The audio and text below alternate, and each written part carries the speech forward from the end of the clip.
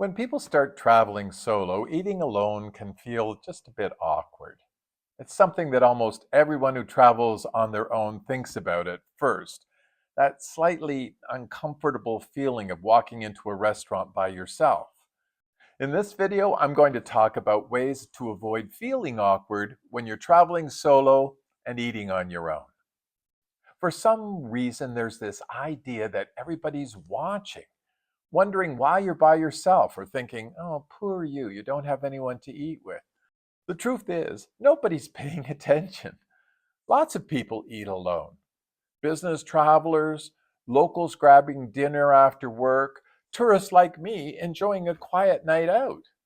The awkwardness is mostly in your own head. And once you get used to it, well, it fades away. Over time, I've come to see solo dining as one of the quiet pleasures of traveling on my own. Here's a few things that help me to enjoy it. I often look for a place where I can eat at the bar or at a lunch counter. It feels relaxed and sociable, and there's usually somebody nearby doing the same thing. The bartender's often chatty, and it's fun to watch them do their work. Sometimes, particularly midday, I just get takeout and I find a park bench or a spot by a fountain or a lake. It becomes a great opportunity for a relaxing break. There's something wonderfully simple about that. Fresh air, people going by, no rush. In small cafes or bistros, I'll pick a table where it might be easy to chat with somebody nearby if the opportunity arises, or just people watch.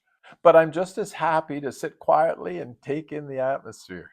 I love grabbing a coffee and croissant at a local patisserie or coffee shop in the morning.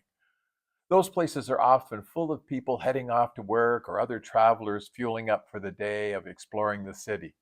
A mid-afternoon beverage can also be a great chance for people watching and soaking up the local ambiance. If I'm going out and I think I might feel a little bit awkward, I bring a notebook or a small journal.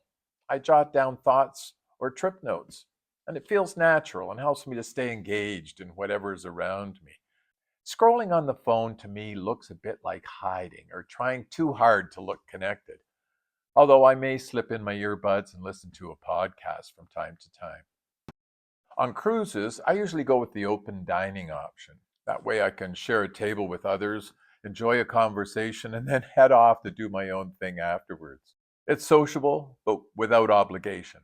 The perfect balance.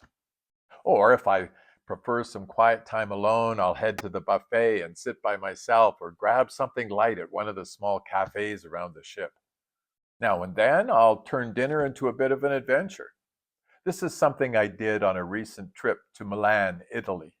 I had an appetizer and a glass of wine at one place, the main course somewhere else, and finished with a gelato and a coffee where there was live music in an adjacent park.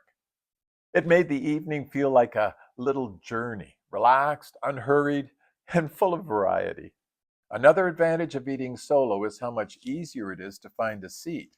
Even when the restaurant looks full, there's often a space for one more person at the bar or at a small corner table.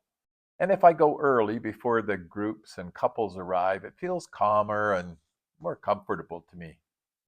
A friend of mine, a woman who often travels alone, once told me that if she feels a little uneasy sitting by herself, she'll set up a napkin and maybe a drink of water or something at another place setting on the table.